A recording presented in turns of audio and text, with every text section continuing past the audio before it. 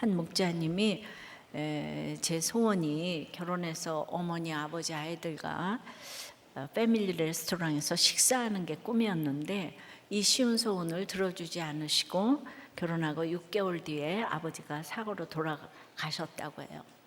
그러니까 목자님이 제 소원에서 제 욕심이 들어간 게 뭐가 있냐 하나님께 울며 기도했다고 하세요. 오늘 본문의 히스기야도 그랬을 거예요. 누구도 못한 개혁을 하고 하나님만 의지하며 형통을 누리던 그에게 어느 날 갑자기 너는 죽고 살지 못하리라는 말씀이 임했습니다. 이런 상황을 만나면 내가 왜가 먼저 나오죠. 이제 통계청 발표에 따르면 2024년 우리나라에선 하루 평균 982명이 사망을 했어요. 죽음은 늘 남의 일 같고 먼 일 같지만 매일 우리 곁을 이렇게 지나가요. 그런데 사람은 이상하게도 죽음이 내 이름 앞에 올 것처럼은 살지 않는 것 같아요. 저는 어머니도 즉시 가셨고 남편도 하루 만에 가는 죽음을 경험하다 보니까 죽음이 남의 일 같지가 않아요. 이 남의 일 같지 않은 이것이 사명을 감당하게 하신 큰 힘이라고 생각이 됩니다. 그러나 다들 이런 상황을 만나면 죽음은 남의 일인데 왜 나에게 이런 남의 일이 임해? 그죠? 그래서 왜 먼저 나오죠. 히스기야가 욕심으로 한 개혁이 아니잖아요. 그러니까 히스기야도 통곡할 수밖에 없었어요. 근데 하나님은 그 눈물을 보십니다. 하나님은 오늘도 우리 눈물의 종류가 어떻든 그 믿음의 종류가 다르듯이 눈물의 종류도 다 다를 텐데 어쨌든 모든 성도가 흘리는 눈물을 보십니다. 왜 우리의 눈물을 봐주실까요? 오늘 말씀을 통해서 띵크 해보겠습니다. 내 눈물을 보았노라. 첫째는 최선을 다해도 우리 죽음 앞에선 이렇게 통곡해요. 통곡이 돼요. 1절입니다. 그때 히스기야가 병들어 죽게 되매 아모스의 아들 선지자 이사야가 그에게 내려와서 그에게 이르되 여호와의 말씀이 너는 집을 정리하라 내가 죽고 살지 못하리라 하셨나이다. 오늘 이제 20장은 연대 순으로 쓴 게 아니에요. 19장에서 아수르가 이제 18만 5천 명이 아수르 군사가 몰살을 당하고 그리고 이제 예루살렘이 구원이 되었어요. 열왕기 상하는 바벨론 포로로 가 있는 그 1차 독자인 유다 백성에게 유다가 왜 망했는지, 왜 구원이 되었는지 재해석을 해주고 경고와 소망을 가지라고 구속사 관점으로 쓰인 본문이에요. 그러므로 그때에는 앞으로 돌아가서 18장 13절에 히스기야 제 14년을 말하고요. 히스기야는 25살에 등극해서 14년이 된 때이기에 39살이 되었을 때예요. 주전 701년경쯤 되는데요. 근데 이제 저 밑에 13절에 보면 아직 왕궁의 창고에 많은 보물이 쌓여 있었던 점으로 볼 때에 간발의 차이로 아수르 1차 침공이 있기 전에 발병을 한 것으로 지금 보는 거예요. 같은 해에 발병과 침공이 다 일어났거든요. 히스기야가 엄청난 개혁을 마친 직후 그 인생의 절정기라고 할 수 있는 그때였어요. 최선을 다해 개혁하고 아무도 손대지 못한 그 노뱀을 다 부숴버렸고 산당을 제거하고 오직 하나님만 의지하며 개혁을 이루어낸 왕이에요. 가장 역대 왕 중에서 하나님을 의지했다고 합니다. 근데 바로 그때 청천벽력 같은 소식을 듣습니다. 칭찬을 해줘도 부족할 판에 이사야가 여호와의 말씀으로 죽는다, 살지 못한다 같은 말을 2번이나 하는 거예요. 이건 강조가 아니라 확정이죠. 그런 집을 정리하라, 유언 남기고 죽을 준비해라 그러는 거예요. 근데 이제 오늘 이 본문을 잘 보면은 9절을 이사야 선지자가 여호와의 말씀, 여호와의 말씀 물어와서 예언을 지금 하는 거잖아요. 예. 그러니까 그러면은 여호와의 말씀을 전하고 있으면 우리는 어떻게 해야 돼요? 네, 알겠습니다. 이래야 되잖아요. 그죠? 여호와의 말씀이 너는 죽는다 이러면 네. 그렇게 해서 들었으면 사실 히스기야는 성군 중에 성군으로 남았을 거예요. 그런데 그러니까 사실 말씀, 어떤 말씀은 또 기쁘게 들어야 되고 나에게 주신 음성으로 들어야 되고, 그러므로 그렇게 이사야처럼 말해주는 역할을 하기도 해야 돼요. 그러면 지나고 나서 보면 항상 최선의 길로 인도하시는 거예요. 그러나 너 반드시 죽어, 집 정리해. 그러면 이 말을 해석할 사람이 몇 명이나 있을까요? 또 순종할 사람도 얼마나 있겠어요? 내가 왜 죽어? 하지 않는 사람을요, 저와 가까운 사람 가운데서 한 사람 보긴 했어요, 제가. 저희 남편을 봤죠. 진짜 단 한마디도 외를 안 하고 하라는 대로 유언하고 정리하고 갔어요. 진짜 우리 병원까지 딱 정리를 시켰어요. 저한테 가서 병원 기름값도 주고 생활비도 주고. 암만 생각해도 기적 같긴 합니다. 그 일이 얼마나 큰 일이었는지 이렇게 제가 쓰임을 받고 있네요.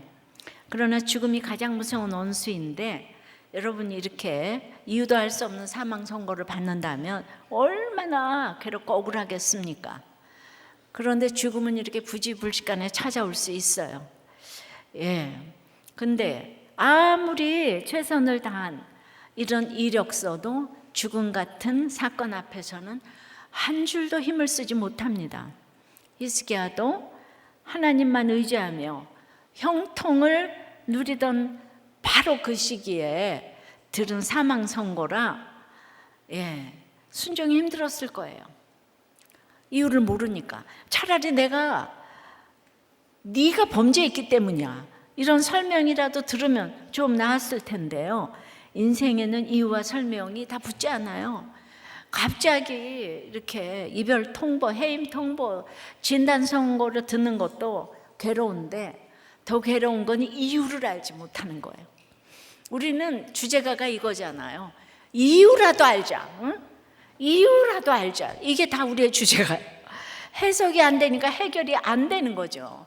해석이 안 되니까 진짜 해결이 안 되는 이런 일들이 우리 가운데 지금 너무 많이 있어요. 이번 주간도 우리 그 마약하고 적용했던 여자 청년이 어쨌든 죽어라고 나름대로 신앙 생활을 하면서 적용을 하고 있다고 해도 이미 미혼모로 아이가 둘이나 있는데 이 아이 아빠가 아니고 이제 또 그 남친을 만나가지고 예배도 드리고 일도 열심히 한다고 들었는데 며칠 전에 사망했다는 거예요. 그러니까 이 모든 걸 그래도 다 알았는데 그러니까 이해할 수가 없는 거예요. 그런데 이제 제가 이걸 해석을 좀 해드린다면, 이 아이 엄마가 이뻐요. 그리고 말씀도 너무 사모해요. 교회도 좋아해요. 그런데 마약은 한 번도 안 한 사람은 있어도 한 번만 한 사람은 없어요. 그 한 번이 너무 중요한 거예요. 그래서 막달라 마리아가 여기 있네요. 정말 어려서부터 아이들을 얼마나 잘 키워야 되는지 이게 반면교사가 되는 거예요. 저는 가장 기저에 어머니의 이혼이 있다고 생각하는데요. 이 이쁜 딸하고 잘 살아보리라 하셨겠죠. 이럴 줄 상상이나 했겠어요. 집에는 아빠가 있어야 되는 거예요. 이렇게 이럴 때 아빠라도 있었으면 힘이 될 텐데요. 몇 달 전에 설교하셨던 이 권사님도 아들이 한밤중에 아파트 유리창을 부술 때 두 집 살림을 해도 이혼 안 하고 있는 남편이 있었기에, 그래도 전화할 때가 남편밖에 없더라 그랬잖아요. 네, 이 아들 부부는 여자남 방식으로 지지난주 유아 세례 받을 때도 또 싸워서 도로 돌아갔다고 그러더라고요. 네. 그래도 그 아버지가 이혼하니, 내가 호적에 있는 게 너무 중요하다 그랬잖아요. 예, 25년이나 그렇게 두 집 살림을 했어도 이혼하지 않고 있으니까 이 아들들이 아빠를 무서워하고 경계가 있는 거예요. 경계가. 아빠라는 자리 자체가 경계가 있는 거예요. 근데 결국은 그 남편도 교회 오잖아요, 그죠? 하여튼 집에는 아빠 엄마가 있어야 돼요. 어떤 경우라 아무리 무능해도 아무리 나쁜 아빠라도 거기엔 역할이 있는 거예요. 그 아빠 때문에 다 훈련 받는 거예요. 그러니까 우리는 그런데도 미혼모로 아이를 둘을 낳는데 그 낳기로 한 것도 대단한 사실은 적용이죠. 근데 부모님들이 적용을 해주니까 낳는 거잖아요. 구속사가 들어가지 않으면 불가능한 일이에요. 우리가 뭐 미혼모 센터가 아무리 많아도 근데 이 할머니는 홀 할머니, 젊은 할머니 손주 잘 키우고 사실은 기가 막히지만은 별 인생이 없는데 그래도 해석이 되시니까 교회 사모하시고 손주 키우고 생각만 해도 이해할 수가 없는 일이 일어났는데 처음에는 전부 아빠가 남편이 힘들게 하니까 아이들도 다 엄마 보고 이혼하라 그래요. 다 엄마 편을 들어요. 근데 아이들은 이혼하고 나면 이제 마음대로 살아요. 엄마 말 안 들어요. 엄마라는 사람은 약하잖아요, 그죠? 그러니까 일 나가는 엄마도 없는 집에서 예쁘니까 가출을 일삼다가 마약 한 번 했다가 이렇게 됐어요. 그래도 이제 마약이 너무 안 끊어지니까 막 안 좋은 생각도 하길래 아이들에게는 마약하는 엄마라도 있어야 된다. 눈물을 흘리면서 자리를 지키려고 했어요. 그런데 이렇게 우린 이해할 수 없는 일이 그렇게 지금 일어나요. 결혼의 목적은 행복이 아니고 거룩인 거예요. 그러니까 우리가 나라를 살리려면 여러분들이 가정부터 지키기를 바라. 그러니까 이런 것들 다 옳고 그름으로 하니까 온통 나라도 옳고 그름으로 돌아가잖아요, 그죠? 내가 집에서부터 내 아이부터 지켜야 되는데 맨날 당신 탓만 하니까 우리 인생의 고난도 마찬가지예요. 최선을 다하시기에 이력서도 죽음 같은 사건 앞에서는 한 줄도 힘을 쓰지 못해요. 근데 이렇게 죽음 같은 사건이 집집마다 있는 거예요. 히스기야는 어떻게 반응합니까? 2절 3절이에요. 히스기야가 낯을 벽으로 향하고 여호와께 기도하여 이르되 히스기야는 늘 보는 벽이지만 이제 달라 보였을 거예요. 팔복산 기도회도 늘 오는 기도회지만 힘든 사람들은 달라. 교회 올 때 그 분위기가 달라. 그냥 죽음의 벽 앞에 섰잖아요. 근데 열왕기상 21장을 보면 아합도 벽을 향했어요. 아합은 나봇의 포도원을 얻지 못해서 죽음을 느껴. 그러자 그냥 해결사 이세벨이 딱 와서 해결해 주는 거예요. 말 한마디 안 하고 그저 돌아눕기만 해도 해결해 주는 사람이 딱 있어요. 그게 좋은 게 아니에요. 그러니까 하나님을 찾지 않아요. 해결사가 딱 있는 사람들은 다 자기밖에 몰라요. 그런 사람들이 다 리더십을 가지게 되면 이거는 이제 어디로 갈지 몰라요. 아합은 사람에게 해결을 구한 사람이에요. 히스기야는 하나님께 통복한 사람이에요. 지금 여러분은 어느 쪽이세요? 벽 보면서 누굴 찾고 있어요? 히스기야는 누구도 해결해 줄 수 없는 문제 앞에 섰어요. 옆에 아무리 많은 사람이 있어도 철저히 혼자 되는 시간이에요. 암 걸렸을 때 그 항암할 때 정말 아무도 같이 가줄 수 없어요, 고통에. 그래서 결국은 하나님을 찾게 되는 경우가 많아요. 여러분은 막다른 곳에서 사람을 찾아요? 하나님을 찾아요? 히스기야가 뭘 기도합니까? 3절에 여호와여 구하오니 내가 진실과 전심으로 주 앞에 행하며 주께서 보시기에 선하게 행한 것을 기억하옵소서 하고 히스기야가 심히 통곡하더라. 막 기억하옵소서.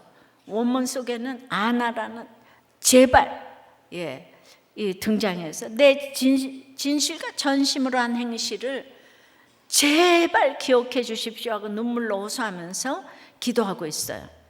그래서 히스기야는 내가 붙들 수 있는 마지막 이력을 들고 하나님께 나온 거예요. 바로 진실과 전심이에요. 이건 거짓말이 아니에요. 히스기야는 진짜 그렇게 살았어요. 그런데 죽음 앞에서 그 진실과 전심이 하나도 힘을 쓰지 못하는 것이 우리 인생이라는 거예요. 히스기야는 할 수 있는 말을 다 했어요. 자기 이력서의 마지막 줄까지 다 읽었어요. 그런데 그것으로 죽음 앞에 설 수가 없어요. 그래서 이제 아무것도 할 수 없으니까 할 수 있는 거, 심히 통곡하는 것밖에 없어요. 이게 통곡으로 통곡했다 이 뜻인데요. 얼마나 크게 울었으면 이렇게 표현했을까요?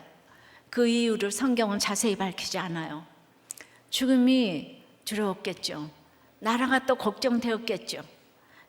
그러나 가장 깊은 곳에서는 억울함이 컸을 것 같아요. 하나님, 제가 지금까지 이렇게 잘했는데, 이런 진실과 이런 전심으로 최선을 다했는데 어떻게 제게 이러실 수 있어요? 저 너무너무 억울해요. 최선을 다했던 만큼 더 크게 눈물이 나는 거예요. 우리도 매일 자기 이력서를 들고 하나님 앞에, 사람 앞에 서잖아요. 저 이만큼 헌신했어요. 이만큼 충성했어요. 이만큼 수고하고 희생했어요. 가정에서, 교회에서, 직장에서 끊임없이 자기 진실과 전심의 이력서를 펼칩니다. 펼치는데 인정받지 못하니까 억울해하는 거예요. 억울해하는 이유가 뭐예요? 내가 옳다고 생각하니까. 그래서 이 억울함이 커질수록 회개가 안 되는 거예요.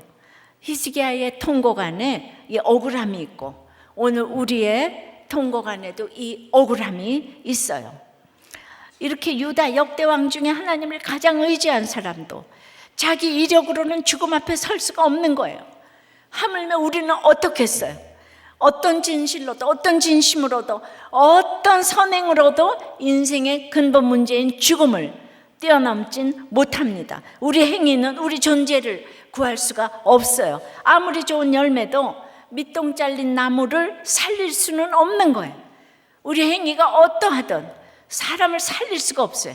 그래서 우리는 결국 통곡할 수밖에 없는 거예요. 적용 질문이에요. 내가 가족이나 지체에게 생색내는 나의 선행은 무엇이에요? 죽을 것 같은 상황 앞에서 나는 누구를 찾고 무엇을 찾고 있습니까? 통곡하고 싶은 일이 있어요? 이때 혼자 사귀세요 목장에서 나누고 있어요. 너무 생색이 나니까 난 할 거 다 했다. 그래서 이혼을 하는 거죠. 난 할 거 다 했다. 그래서 또 극단적인 선택을 하는 거죠. 난 더 이상 할 게 없어. 그래서 결국은 그 맨 마지막에 나의 생색이 있는 거예요. 빚을 진 대기업 상무님이 계셨어요. 이제 맨 처음에 오래전에 빚지지 말라고 하니 오래전 2천만 원의 빚 때문에 음마 아파트를 파셨어요. 적용으로 파셨는데 그 후에 올라도 너무 오르니까 하나님께 얼마나 생색이 나셨겠어요. 그걸 목장에서도 저와도 의논한 일은 아니었는데요. 세상으로 보면 두고두고 후회하실 일이었지만 어쨌든 적용으로 빚을 갚으셨잖아요. 근데 이분이 얼굴도 보면 요셉이시잖아요. 그래서 요셉과라 유다가 안 깨달아지신다고 그러는 거예요. 모범생이시고 그 일로 돈 훈련을 좀 받게 되어서 결국 목사님까지 되셨어요. 요즘엔 유다가 너무 잘 깨달아지신다고 해요. 그래서 정말 또 재미가 없었는데 요새 재미까지 있어 주셨어요. 이 말씀의 순종은 음마 아파트와 비교가 되겠습니까? 자녀손들에게 아버지 할아버지가 우리들 교회 목사님으로 지금 자리매김을 이 마지막에 찬란하게 이력서도 올렸는데, 그래서 우리는 말씀의 적용은 하나님이 책임지신다 이거예요. 인생이 너무 짧아요 지금. 그래서 이제 내 눈물을 보았노라. 첫째는 최선을 다해도 우리는 이제 죽음의 문제는 해결할 수가 없어. 죽음 앞에선 통곡합니다. 근데 두 번째는 그 통곡의 기도에 하나님이 말씀으로 응답하시는 거예요. 4절이에요. 이사야가 성읍 가운데까지도 이르기 전에 여호와의 말씀이 그에게 임하여 이르시되, 아주 냉정해 보이는 이사야는 쫙 히스기야를 뒤로 놓고 왕궁을 나가는 거예요.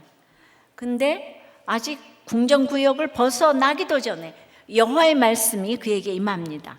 말씀으로 응답하시는 거예요.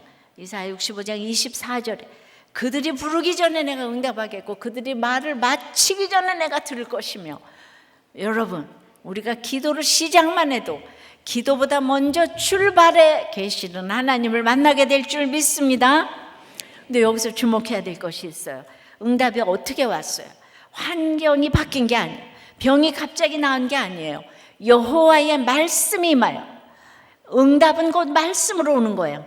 하나님은 해결보다 먼저 말씀을 주시고 병보다 먼저 사람을 고치시는 거예요. 지금 간절히 기다리고 있는 것이 있어요. 환경이 바뀌기를 기다리세요. 말씀이 임하기를 기다리세요. 환경이 바뀌려면 말씀이 임해야 되는 거예요. 하나님은 자기 백성의 통곡에 말씀으로 응답하십니다. 뭐라고 말씀하십니까? 5절에 너는 돌아가서 내 백성의 주권자 히스기야에게 이르기를 왕의 조상 다윗의 하나님 여호와의 말씀이 내가 네 기도를 들었고 네 눈물을 보았노라. 내가 너를 낫게 하리니 네가 3일 만에 여호와의 성전에 올라가겠고. 하나님은 히스기야를 주권자라고 부르세요. 성경에서 제일 많이 주권자로 불린 사람이 다윗이에요. 하나님은 자신을 또 뭐라고 소개하세요? 왕의 조상, 그러니까 히스기야 왕의 조상 다윗의 하나님 여호와, 왕의 조상 다윗의 하나님 여호와라고 하세요. 하나님은 히스기야 한 사람으로 보지 않으세요. 히스기야가 한 진실과 진심과 선행만으로 평가하지 않으세요. 하나님은 히스기야를 다윗 언약의 계승자, 이 택자로 보시는 거예요. 이어서 말씀하십니다. 내가 네 기도를 들었고 네 눈물을 보았노라. 기도는 들으시고 눈물은 보셨어요. 히스기야는 말로 기도하고 말이 다 떨어진 자리에서는 통곡했어요. 그런데 하나님은 그 말도 들으시고 말 너머의 눈물도 보셨어요. 하나님은 정리된 말만 들으시는 분이 아니에요. 말이 다 떨어진 자리에서 흘리는 눈물도 보셔요. 기도를 유창하게 잘해야 들으시는 게 아니에요. 하나님 앞에서 그냥 말문이 막혀서 그냥 울기만 해도 하나님은 다 듣고 다 보십니다. 그러니 말씀을 붙들고 드리는 기도, 말이 다 떨어지면 눈물로 드리는 기도, 이 모든 기도를 하나님은 결코 외면하지 않으세요. 엊그제 시편 69편에서도 잘난 아들 압살롬, 잘난 아들, 잘생긴 아들 아도니아의 반영으로 다윗이 물들이 내 영혼에까지 흘러 들어왔다고 하죠. 깊은 수렁에 빠지며 큰 물이 내게 넘치니 부르짖음으로 피곤하여 목이 마르도록 눈이 새할 만큼 간구했다고 해요. 여러분, 이 다윗의 이 15광야를 넘쳐가는 이 이력서로도 안 되는 게 있는 거예요. 그래서 기도를 하는 거예요. 다윗이 기도를 할 수밖에 없게 시키시는 것이 얼마나 하나님의 축복인지 몰라요. 히스기야의 통곡의 기도를 들으신 하나님이 어떻게 하신다고 하세요? 내가 너를 낫게 하리니. 치유의 주제가 하나님 자신입니다. 그런데 병 낫는 게 끝이 아니에요. 히스기야가 3일 만에 어디 간다고 하세요? 여호와의 성전이에요. 예배의 자리로 돌아가는 거예요. 하나님은 문제만 해결해 주시는 분이 결코 아니에요. 예배의 자리로 하나님 앞으로 다시 데려가시는 것이 궁극적인 목적이에요. 예배의 회복, 이것이 하나님의 말씀이 가리키는 방향이에요. 우리는 가진 기도 제목, 질병, 부도, 실직, 불합격, 갈등, 다툼, 이 모든 것에서 아이들이 학교 안 가고 남편의 승진은 어떻고, 이 병은 어떻고 하고, 이 돈 문제는 어떻고, 이 문제 상황의 회복만을 바라고 간절히 기도하지만 하나님은 그런 회복으로 만족하지 않으세요. 왜냐하면 그런 회복은 다 잠깐이잖아요. 영원한 것은 하나님밖에 없어요. 그래서 이 기도 문제로 하나님 자체가 상급이 되기를 원하시는 거예요. 예배의 회복을 원하시는 거예요. 그 문제 잠깐만 해결해 달라고. 이게 이제 기복이잖아요. 어떤 문제도 그것으로 하나님과의 관계를 회복하는 것이 궁극적인 목적인 거예요. 그래서 응답을 기다릴 때 먼저 말씀 앞으로 가야 해요. 큐티책을 펴야 돼요. 말씀에 귀 기울여야 돼요. 거기 내 사건의 해석이 있고 하나님이 주신 응답이 있기 때문이에요. 근데 우리가 경험해봐도 알지만 힘들면 말씀이 꿀송이가 되는 거 아시죠? 조금 편해지면 그 다음 날부터 큐티 안 해요. 하나님은 그냥 힘들거나 힘들지 않거나 늘 말씀을 보고 예배를 사모하고 사람을 전도하기를 원하고 여기까지 가게 하려고 문제를 주셨는데 우리는 그 문제 해결에서 끝나버리죠. 적용 질문이에요. 지금 간절히 기다리는 응답은 무엇이에요? 현재 상황에서 내가 진짜 원하는 것은 무엇이에요? 여러분, 돈이에요? 건강이에요? 우리 애들이 학교 가면 좋겠어요. 학교 붙으면 좋겠어요. 입시 이런 게 있죠. 지금 현재 상황에서 딱 한 가지 말하라 그러면 뭘 말할 거예요? 혼자 말하세요. 이 문제 해결이 예배 회복으로 이어진 경험이 있습니까? 해결받고 예배의 자리를 멀리 떠난 적은 없습니까?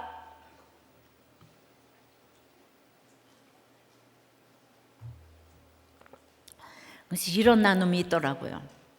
저희 부부는 신혼 초 불임 때문에 생명을 달라고 간절히 기도하여 7년 만에 시험관 아이로 낳았어요. 임신이 안 될 때마다 아내가 임신한 여자만 봐도 울고 왜 생명을 주시지 않나 하고 원망도 하고 결혼 폐물까지 헌금하고 성경 필사 100일 기도를 했을 정도로 너무나 간절하여서 이렇게 어렵게 생긴 아이들을 축복받으며 낳았는데 글쎄 아이를 낳고 1년 만에 자연 임신이 됐대잖아요.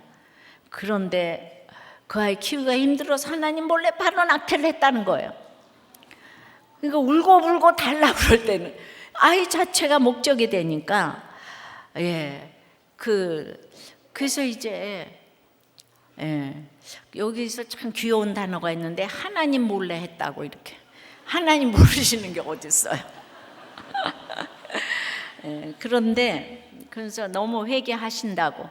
근데 그러니까 오시기 전이었나 봐요. 미리 말씀을 들었더라면 아이를 낳았을 텐데 너무 아이에게 미안하고 그러니까 그럼 낙태를 하거나 안 하거나 이혼을 하거나 안 하거나 말씀을 안 들어서 이혼하는 거예요. 말씀을 안 들어서 그런 거예요. 내 감정대로 할 수밖에 없어요. 이 세상 사람들은. 그런데 환경이 겸손한 것만 겸손이라는 말이 정말 맞아요. 기도응답은 아이 자체가 아니에요. 예배 회복이에요. 하도 아이 부르짖으니까 아이를 주셨는데 그 다음에 아이를 주니까 예배의 자리를 떠나는 거예요. 아브라함이 그랬잖아요. 아이 하다가 이스마엘을 주시니까 너무 좋아가지고 하나님 없이 13년을 살았어요. 86세에 나가지고 99살 될 때까지 거기 아브라함의 기록이 없어요. 약속의 자녀 다 필요 없다는 거예요. 난 이스마엘이면 된다는 거예요. 난 이삭을 배격해. 그 비실비실한 이삭은 싫어. 아웃. 이스마엘 고. 그래도 집사님이 이런 나눔을 비밀이라고 하시면서 나누신 것이 아주 귀엽고 택자라는 생각이 들어요. 예. 또한 이걸 읽었어요. 예. 안타깝게 이 남편의 구원을 위해 기도를 한 목자님이 계세요. 그래서 이제 남편이 드디어 나왔어요. 목자가 되셨어요. 예. 목자한 지도 또 여러 해가 흘렀어요. 그런데 이번 팔복산 기도회에 전 나오시는지 안 나오는지 몰랐죠. 그냥 물어봤어요. 그랬더니 아유 그냥 한 번도 못 나왔다고 그래요. 그래서 어떻게 그럴 수니까 있냐고. 이게 이렇게 헤어지면서 그래도 아침에는 예배 드리셨겠죠? 그랬더니 아유 그 시간에 못 일어나요. 이러시는 거 있죠? 제가 그 얘기를 했더니 지난 토요일 날은 그냥 전부 다 목자 잘릴 깔바 다 나왔다 그러면서 토요일 날은 여기 인산인해로 그냥. 그러니까 해결을 받고 예배의 자리를 이렇게 떠나게 되는 거예요. 그 간절함이 그냥 다 없어져 버렸어. 그죠? 뭐가 축복이에요. 자, 내 눈물을 보았노라. 최선을 다해도 죽음 앞에선 통곡이 되는 거예요. 통곡의 기도에 그래도 말씀을 응답하세요. 근데 무엇 때문에? 세 번째는 언약 때문에 응답하시는 거예요. 살리시는 거예요. 6절입니다. 내가 네 날에 15년을 더할 것이며 내가 너와 이 성을 아수르 왕의 손에서 구원하고 내가 나를 위하고 또 내 종 다윗을 위함으로 이 성을 보호하리라 하셨더라.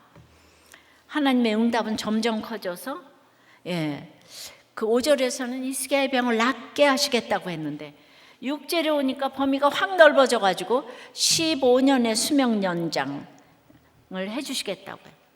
여러분 생명은 오직 하나님 손에 달린 거예요. 이게 다가 아니에요. 앞으로 닥칠 그 침공에서도 예루살렘을 구원하시겠다고 약속하세요.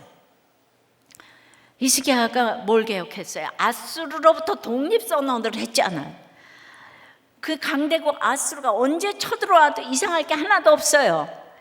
그런데 쳐들어오지도 않은 아수르로부터 구원을 미리 약속하시는 거예요. 보세요. 너와 이 성이 묶여 있잖아요.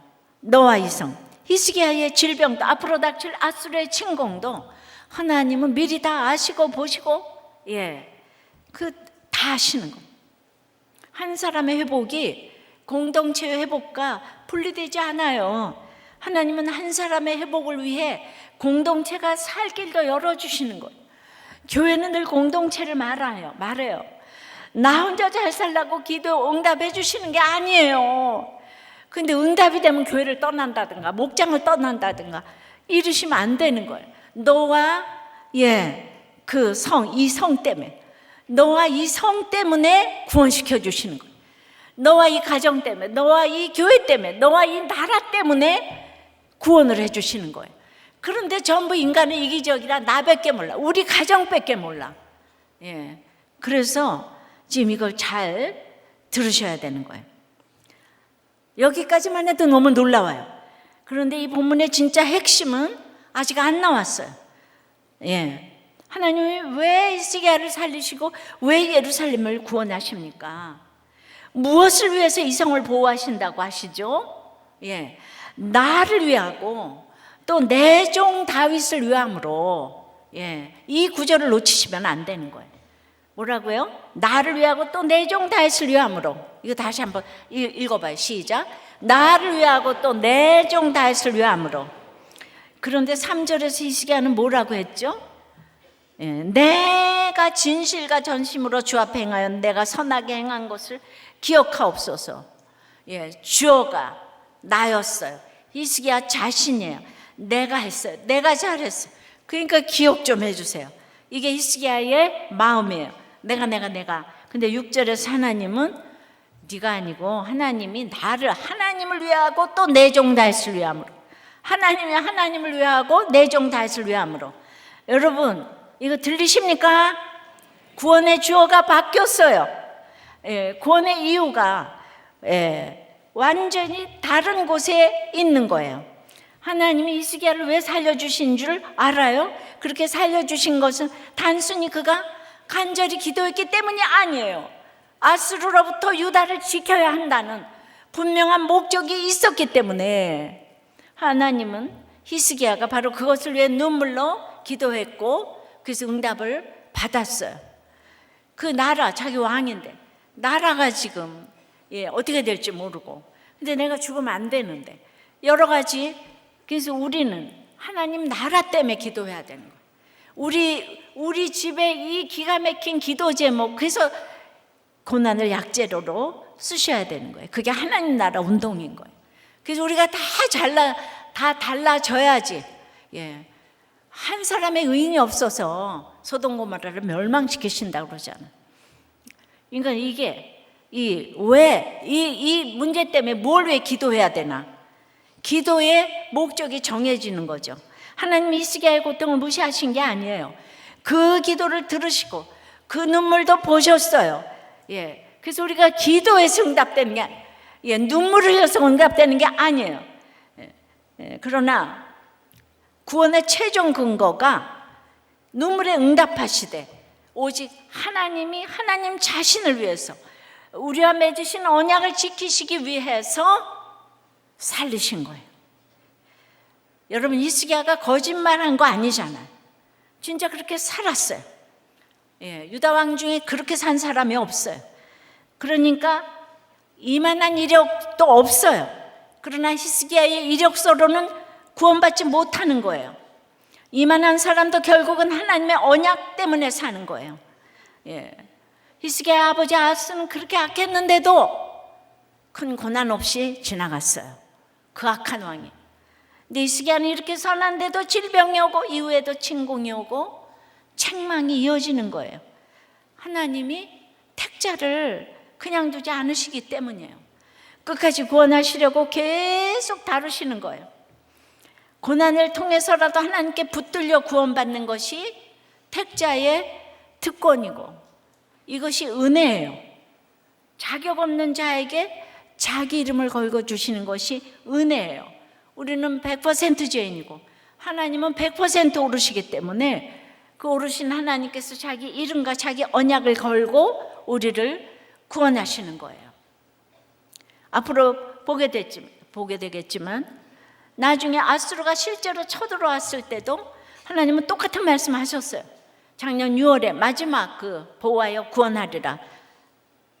열왕기 19장 34절. 내가 나와 나의 종 다윗을 위하여 이 성을 보호하여 구원하리라. 이거 설교 제목이었어요. 기억나시지요? 질병 앞에서도 나중에 아수르 군대가 쳐들어왔을 때도 구원의 근거는 똑같아요. 환경이 달라져도 하나님의 언약은 변하지 않아요. 위기의 종류가 바뀌어도 구원의 이유는 하나예요. 하나님의 언약, 그것뿐이에요. 그러니까 우리는 하나님의 언약인데 누가 차별이 있어요? 여러분, 히스기야가 훌륭해요? 막달라 마리아가 훌륭해요? 누가 훌륭해요? 부활의 증인 누구예요?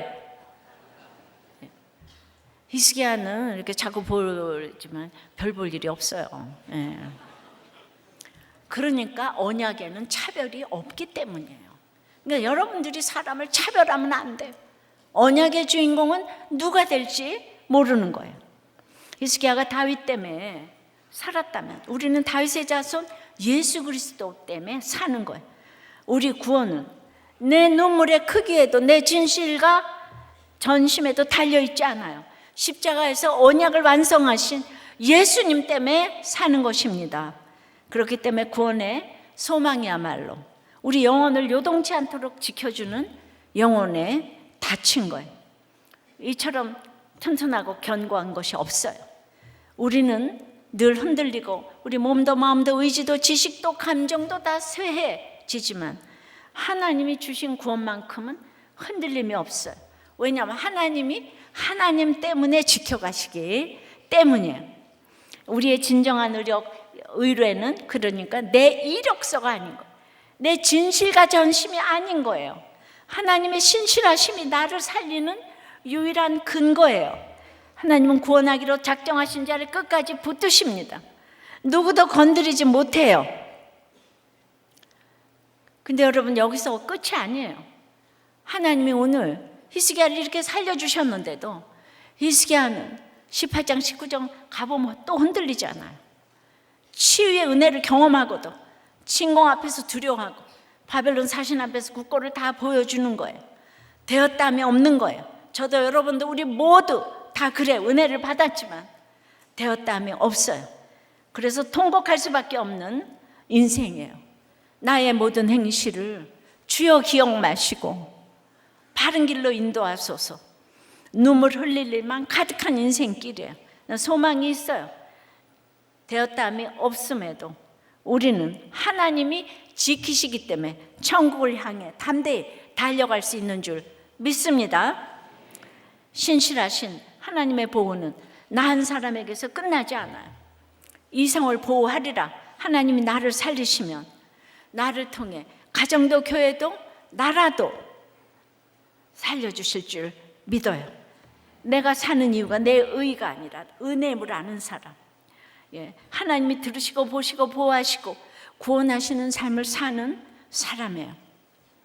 언약은 너무 중요해요. 신앙의 근간이에요. 에베소서에서는 부모 공경하며 네가 잘되고 땅에서 장수하리라. 구체적인 복, 약속이 뒤따르기 때문에 약속에 있는 첫 계명이라고 하잖아요. 근데 그 약속에 있는 첫 계명을 넘어서는 가정의 기초가 되는 가장 강력한 하나님의 명령은 마태복음 19장 6절, 하나님이 짝지어 주신 것을 사람이 나누지 못할지니라. 이건 결합의 주체가 하나님이시기 때문에 인간의 감정이나 상황이 그 결합을 깰 고난이 없음을 강조하는 것, 이게 언약인 거예요. 결혼이 인간의 합의가 아닌 하나님의 섭리임을 선포하셨어요. 약속을 넘어 하나님의 명령이고 선포이기 때문에 언약의 성취를 위해 가정을 지켜야 돼요.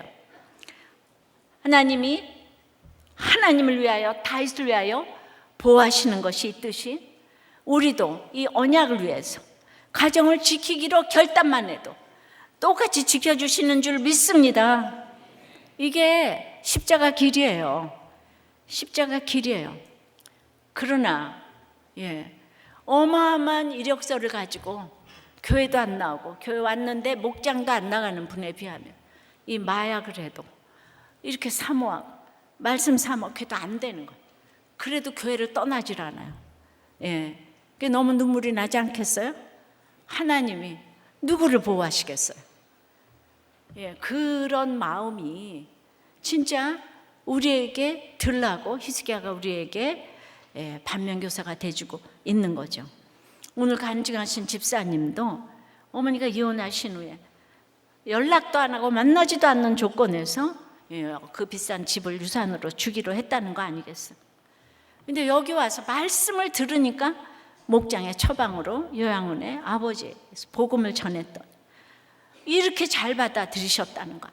근데 여러분들 왜 이렇게 미워해요?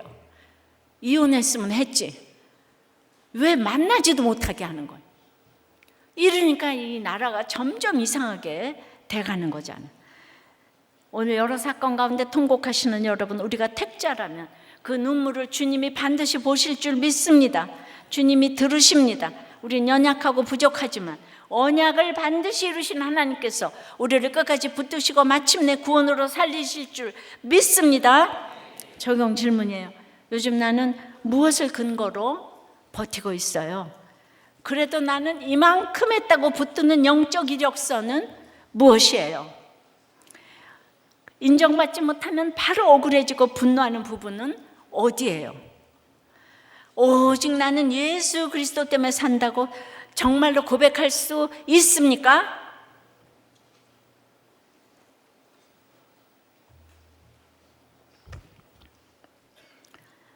우리 집사님이 그 고백을 해주셨어요. 가장 끔찍한 죄는 신생아실 주치 때 일이었어요. 선배의 아기가 염색체 이상으로 심한 기형이 예상되어 낙태 수술을 했는데 세상 밖으로 나온 아기가 죽질 않았어요. 부모에게 사산된 태아를 전달해야 하는데 아기가 계속 살아있자 기다리다 못해 이제 그 태아의 목을 조르는 끔찍한 만행을 저질렀어요. 그런데도 그 아이는 2시간쯤 더 지나서야 숨을 거두었어요. 지금 제가 앓고 있는 파킨슨 병은 이 씻을 수 없는 죄에 대해 하나님께서 물으시는 합당한 결과라고 생각이 돼요. 정말 이 끔찍한 죄를 깊이 돌아보고 철저히 회개하며 기도하겠습니다. 그래서 이런 기가 막힌 걸 올려주셨어요. 처음부터 이런 얘기가 안 나오시잖아요. 도저히 제가 지나칠 수가 없는 나눔을 하셨어요. 이분 이것 때문에. 그러니까 내가 한번 낙태를 했어도 그건 끝까지 이렇게 남는 거예요. 이렇게 하나 저렇게 하나. 이거는 괜찮아가 이 세상에 없는 거예요. 그런데 이 하나이 때문에 이렇게 일생 힘들었는데 제 남편은 공식적으로 이런 일을 행하지 않았겠습니까?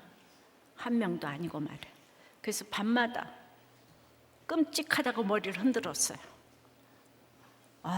끔찍해. 술을 마셨고요. 근데 저는 믿음이 좋은 사람으로서 남편의 구원을 위해 생명을 내놓았지만 저 낙태를 안 하게 해달라는 기도를 간절히 못했어요. 물론 제가 얘기는 했어요. 악의 평범성이 얼마나 무서운지 몰라요. 온 국민에게 아편을 먹이는 거하고 같아요. 도덕과 윤리의 개념이 악으로 치달으면 다 같이 악을 행하면서 악의 개념이 없어져 버려요. 진리는 절대적인데 말입니다. 근데 제 남편은 정말 괴로워했어요. 그 마지막에 그 많은 죄 중에 이 오직 낙태죄만 콕 집어서 회개하고 천국을 갔어요. 저는 그 회개의 무게가 얼마나 무거운 것인지, 그래서 사명을 감당할 수밖에 없게 하셨지만은 이제 지나고 보면 바울 사도가 처음에는 성도 중에 지극히 미미한 자라고 하더니 사도 중에 가장 작은 자라고 하더니 마지막에는 죄인 중에 괴수라고 이제 했잖아요. 그러니까 왜 그런 말을 했을까? 사실이잖아요. 바울이 기독교인들을 잔멸했잖아요. 스데반을 죽였잖아요. 그것을 바울이 잊은 적이 없어요. 그런데 체감 온도가 다른 거예요. 점점 무게가 다가온 거죠. 무겁게. 이건 정죄와는 아주 다른 거예요. 저도 남편의 회개가 저의 회개를 불러와서 남편의 낙태 간증으로 많은 사람이 주 앞으로 돌아오는데, 그렇게 많이 점점 돌아오다 보니까 이 죄의 산실인 이 병원은 어쩌나 이제 눌리기 시작했어요. 이게 결국 죄의 값을 치른다고 했지만 치르고 나서 보니까 그래도 갚아지지 않는 게 있더라고요. 이 부부는 한 몸이잖아요. 스데반이 죽을 때 바울의 현장에 있었던 것처럼 저도 이 병원에서 낙태를 할 때 저도 그 현장에 있었잖아요. 그러니까 그 생명들이 자꾸 떠오르는 거예요.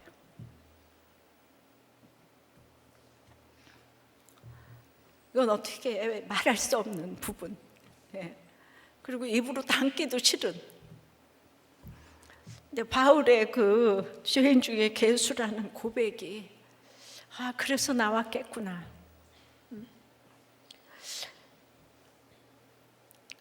제가 점점 이제 그 입술만의 고백 가지고 안 되는 거잖아요. 입술로만 제가 설교하면 안 되는 거잖아요. 근데 이제 어마어마한 그 가운데 있었는데 그게 내 죄와 남편 죄를 분리를 한 거잖아요. 그래서 이런 거를 이제 깨닫게 하시려고 온 성도가 저 때문에 수고를 한다는 생각이 들어요. 이걸 봐도 눈물이 나고 저걸 봐도 눈물이 나고. 그러므로 제가 이렇게 처음부터 저는 이제 남편의 구원 때문에 너무 감사해서 오늘을 마지막처럼 산다고 살았는데, 그 마지막처럼 살며 사명 감당하는 것이 그냥 생색낼 일이 전혀 아니라는 거예요. 눈물로 회개해도 이 죄를 갚을 길이 없는 거예요. 하나님이 하나님을 위해, 다윗을 위해 언약을 세우셨기에 제가 이렇게 사명을 감히 감당할 수 있는 것이지, 제가 아무리 통곡을 해도 공로가 1도 없다는 거예요. 제가 천국 갈 때까지 저는 회개를 해도 이제 부족하다고 생각이 됩니다. 저는 애초부터 우리 남편이 받은 것 때문에 우리 남편이 구원되면 구원받지 못할 사람이 없다, 이런 생각을 했는데, 그래서 어떤 죄를 짓고 와도 제가 함부로 저 사람은 안 돼, 그럴 사람이 없었는데, 사실은 제가 이런 죄인 중에 괴수잖아요.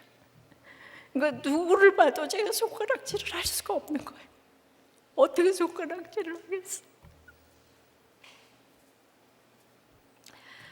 그런 저를 하나님은 쓰셨지만은, 이걸 제가 고백하기를 하나님께서 이제 원하신다고 생각이 되어서, 제가 이만큼 했다는 이력서는 내놓을 곳이 정말 하나도 없고요. 그러니까 이 마음속에 그게 눌려 있으니까 저를 막 용서하지 마시라고 했다가, 그 다음에 저 좀 용서하시라고 했다가, 그래도 오늘 히스기야가 심히 통곡하면서 기도했으니 저도 저를 용서해 주세요, 저 좀 용서해 주세요, 기도할 뿐입니다. 저를 불쌍히 여겨주시기를 기도합니다. 말씀 맺을게요. 내 눈물을 보았노라. 최선을 다해도 이 죽음 앞에서는 통곡밖에 할 것이 없네요. 통곡의 기도에 그래도 말씀으로 응답을 해주세요. 근데 가장 중요한 근거는 하나님 나와 세워주신 언약 때문에 살려주시는 줄 믿습니다. 찬양하고 기도할게요. 나의 모든 행실을 주여 기억하시고 바른 길로 인도하소서. 기쁠 때나 슬플 때 나와 동행하시며 밤낮으로 인도하소서. 나의 모든 실수를 주여 용서하시고 바른 길로 인도하소서.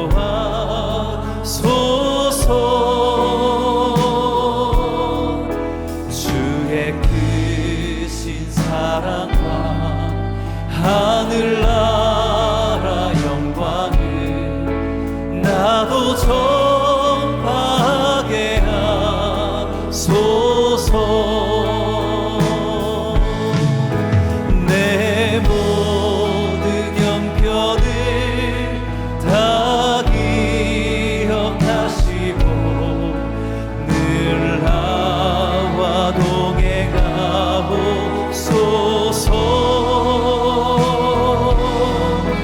나의 생명 주 앞에 남김없이 드리니 주여 나를 지켜주소서.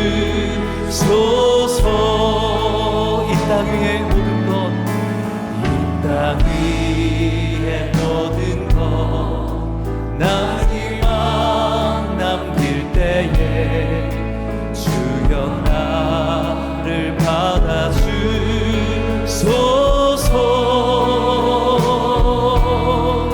주의 얼굴 대할 때 귀한 상급 주시고 면류와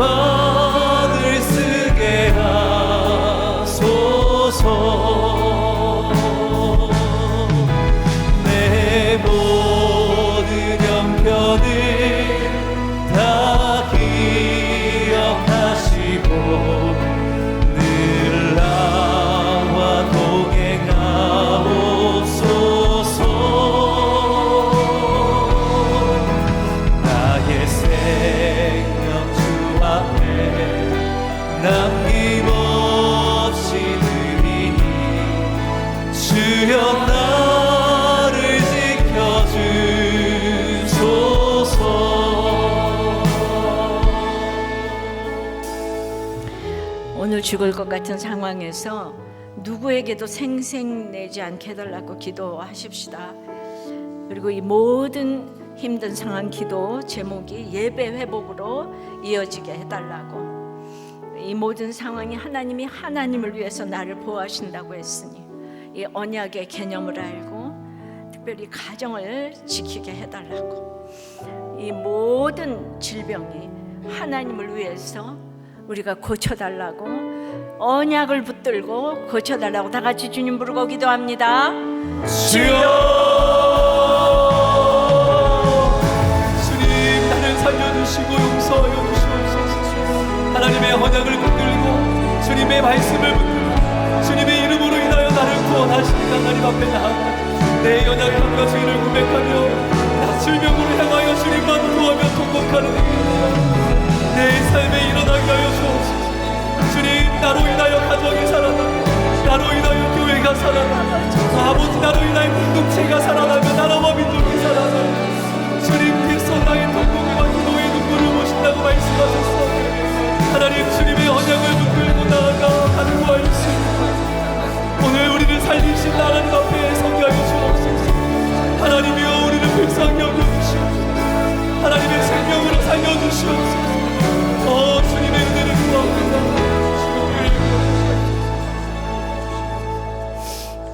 아버지 하나님께서 오늘 죽으리라 하셔도 할 말이 없는 죄인인 것을 고백합니다. 진실과 전심으로 행한 것이 없어서 보시기에 선한 것이 하나도 없음을 고백합니다. 주님, 성도 중에 미미한 자도 아니고 사도 중에 작은 자도 아니고 죄인 중에 괴수임을 고백합니다. 맞습니다. 어떤 이력서도 내놓을 곳이 없음을 고백합니다. 이렇게 내 공로가 1도 없는데 주님, 이 모든 것들을 하나님께서 이렇게 깨닫게 하셔서 이렇게 내 옆에서 이 목회를, 생각도 못한 목회를 하면서 다른 사람의 아픔에 대해서 계속 묵상을 하다 보니 제가 죄인 중에 괴수라는 것을 이렇게 깨닫게 하셨어요. 누구에게 무슨 말을 할 수가 있겠습니까? 오늘 어떤 경우에도 아버지 하나님, 히스기야가 내가 나의 정말 그 진실과 전심을 기억해달라고 했는데 그게 아니고 하나님이 하나님을 위하여서 내 종 다윗을 위하여 너를 지켜주시고 보호하신다는 이 언약을 붙들고 저희들이 살아날 수 있도록 역사하여 주시옵소서. 내가 하나님께 내놓을 곳이 없어요. 기도도 눈물도 내놓을 곳이 하나도 없어요. 그런데 이렇게 자기 죄를 보는 자는 죽은 자를 일으키는 것보다 어렵다고 했는데 그렇게 어려운 것을 고백해요. 정말 주여, 주여 저를 용서해 주시옵시고 살려 주시옵소서. 주여 저 좀 용서해 주시고 저 좀 살려 주시고 여러분 살려 주시옵소서. 제가 회개한 것만큼 여러분 살려 주실 줄 믿습니다. 회개가 차지 않아서 여러분들이 아직 안 돌아오는 거 주여 저를 용서해 주시고 살려 주시옵소서. 오늘 히스기야를 아버지 하나님, 이 기가 막힌 질병을 하나님께서 언약으로 말미암아 고쳐주시고 살려주셨는데 오늘 문자적으로 아버지 하나님 영육간의 모든 질병이 아버지 하나님 아버지의 손톱만큼만 저의 회개를 보시고 주님 여러분의 모든 질병을 고쳐주시옵소서. 살려주시옵소서. 주여 살려주시옵소서. 이렇게 남한테 내놓지도 못해 죽어야 되는지 살아야 되는지 알 수 없는 이 문제가 우리 집집마다 있어요. 주여, 주여, 아버지 잘잘못을 가리는 게 아니고 하나님의 언약을 위해서 아버지 하나님 택자기 때문에 살려주실 줄 믿습니다. 고쳐주시옵소서. 말씀이 응답인 줄 아오니 말씀으로 돌아오게 도와주시고 예배가 회복되게 도와주시옵소서. 문제에서 벗어나서 예배가 회복되게 도와주시옵소서. 하나님 자체가 상급이 되게 도와주시옵소서. 하나님이 우리를 살려주실 줄 믿습니다. 지키시고 구원하시고 보호하실 줄 믿습니다. 우리 모두 살려주세요. 살려주세요. 저 좀 용서해 주시고 살려주세요. 살려주세요. 주님이 불러주세요. 예수 믿게 해주세요. 부활의 주님이 믿어지게 도와주시옵소서. 목장도 가게 도와주시옵소서. 살려주시옵소서. 용서하게, 서로 용서하게 도와주시옵소서. 도와주시옵소서. 살려주시옵소서. 오늘 이 눈물을 보았노라의 말씀을 깨닫고 신앙 고백으로 드린 헌금을 주님 음행해 주시옵시고, 하나님께 드릴 것만 있고 사람들에게 줄 것만 있도록 저희들의 회사와 사업과 공부와 프로젝트와 아이디어, 물질과 건강과 관계와 목장에 기름을 철철 부어 주시옵소서. 예수 그리스도 이름으로 기도드리옵나이다.